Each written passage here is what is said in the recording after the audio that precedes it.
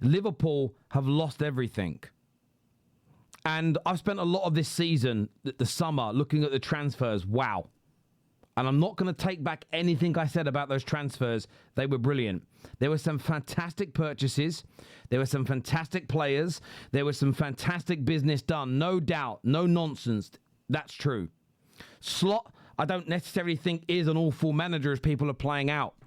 But with the changing system, the new signings have been by and large horrendous so far, barring Ekitike, and some of the old heads have been nowhere near their level. And maybe it's all the manager's training and it's all the manager's system. But Liverpool were fantastic for the opening, 20, 30 minutes today? Let's not lie. Liverpool were brilliant. I couldn't believe they weren't leading. They were cutting through Forest. They were creating gilt-edged chances. They were dominating the ball. McAllister had a ball cleared off the line. I think they had somewhere along the lines of 6 or 7 shots in that opening 30 minutes. They were very good. And I know everyone watching, including Liverpool fans, felt they're onto a winner. I was sitting there going, the run of defeats has ended. I know you were. And then there was some really poor defending from Van Dijk. There was a counter-attack from Forest, and Van Dijk could have easily stepped up and cleared the ball. And he didn't. He sort of hesitated. And it led to the full counter-attack. Konate concedes a corner. And then the marking from that corner was horrendous. Murillo then smashes the ball, thunderbolt into the bottom corner. Goal given. There is some slight controversy around that. And we're going to go into VAR in more detail. Based on the reason they decided to... based on the reason they disallowed last week's goal, I'm shocked they didn't disallow this week's goal. The player didn't duck, but he was standing in front of the goalkeeper in the peripheral vision and made a movement out the way. Yes, the ball was a thunderbolt and the goalie wouldn't have stopped it, but Donnarumma wouldn't have stopped last week's goal or last game's goal. So, based on sort of VAR, as it were, I can completely understand why people would want to see that given. Because I understand it fully, totally, 110%. I get why people would say, based on last week's ruling, it should be taken off. But it wasn't. We agreed last week's goal should have stood. I agree this one should have stood. VAR are the lying, cheating scumbags there. Then a few minutes later, I don't understand why it wasn't 2-0. You've all seen the replay. It wasn't handball. They've come out and said the referee called no goal, checked and confirmed with VAR. It was deemed that Jesus accidentally handled the ball. Every Liverpool fan is going to be honest because Liverpool are an honourable club. You can clearly see it's on his chest. And if it is his arm, it's the shirt sleeve where you can be offside so you can play the ball. Should have been 2-0, but not given. But after that point, Liverpool were finished. Liverpool were finished on every single level. They had lots of the ball, but they weren't overly creative. Not a single big chance created in the game. Not one big chance in the whole game. And barely anything afterwards. There was a stat that came up 74 minutes into the second half. In that second half, 4 shots from Liverpool, 0 on target. 5 from Forest, 2 on target. And the second goal. Now, Slot can be blamed all you want, but you've got to look at individual players here. That second goal, this is so... I wanted to focus on this because it often gets overlooked. But McAllister rushes in and gets turned inside out. He is the middle top red circle, as you can see. He's turned.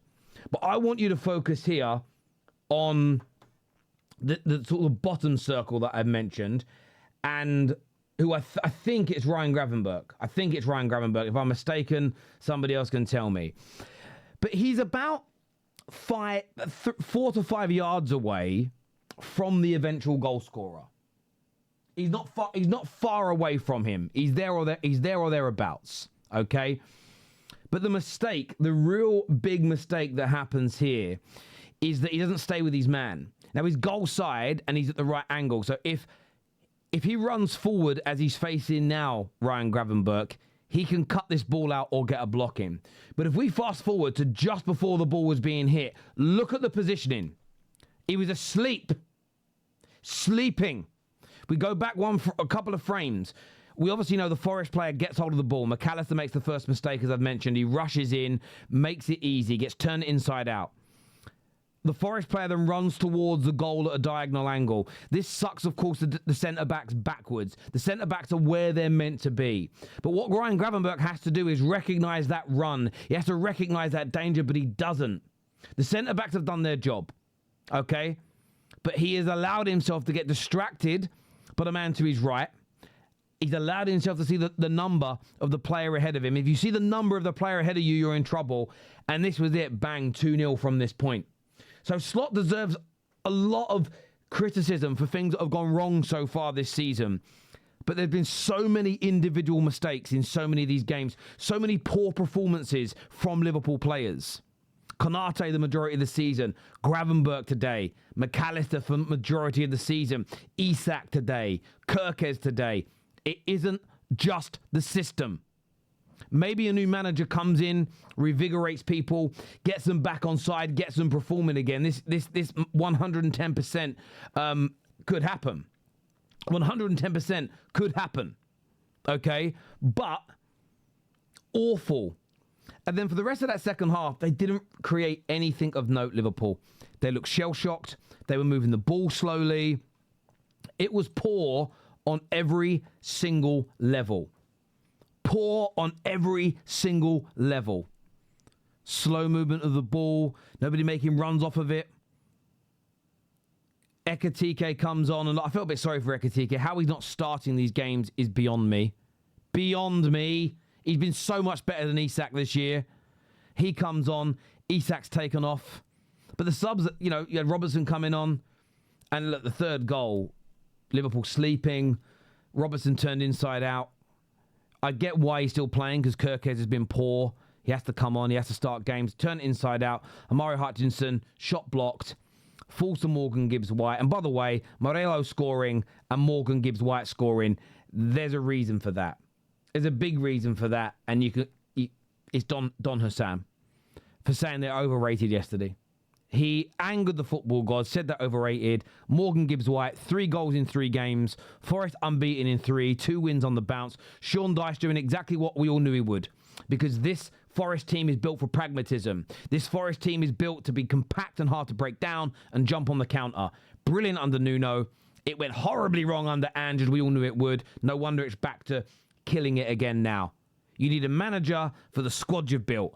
You need the football that you're building a squad to play to match the manager's philosophy. It really ain't hard. The Brightons, the Brentfords, the Bournemouths, they all get it right. Forest went a bit wrong, they got it right again. The big clubs have got to learn to fucking take note from this, because it makes me so angry that people can't see it.